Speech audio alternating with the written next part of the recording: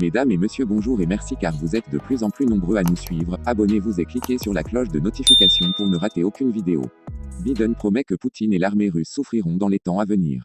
Lors de son discours sur l'état de l'Union prononcé devant le Congrès américain, Joe Biden a détaillé les mesures visant à entraver l'armée russe. Le président américain a profité de son discours sur l'état de l'Union prononcé mardi 2 mars devant le Congrès pour lancer un avertissement.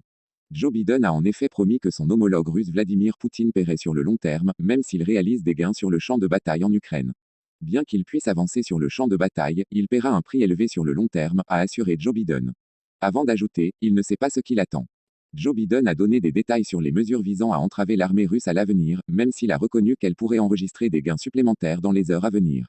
Nous étouffons l'accès de la Russie à la technologie qui sapera sa force économique et affaiblira son armée pour les années à venir, a-t-il déclaré. Lorsque l'histoire de cette ère sera écrite, la guerre de Poutine contre l'Ukraine aura laissé la Russie plus faible et le reste du monde plus fort, a-t-il martelé. Le président américain a fortement critiqué Vladimir Poutine, disant que le président russe avait mal évalué l'Ukraine, il a cru qu'il pourrait entrer en Ukraine et que le monde continuerait de tourner. Au lieu de ça, il a rencontré un mur qu'il n'avait jamais envisagé. Il a rencontré le peuple ukrainien. Pour Joe Biden, la guerre de Poutine était préméditée et n'a pas été provoquée.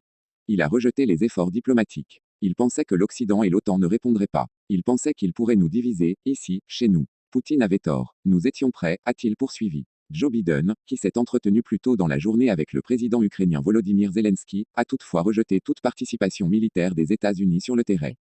C'est tout pour cette vidéo, n'oubliez pas de nous donner vos impressions en commentaire et à tout de suite pour une nouvelle vidéo.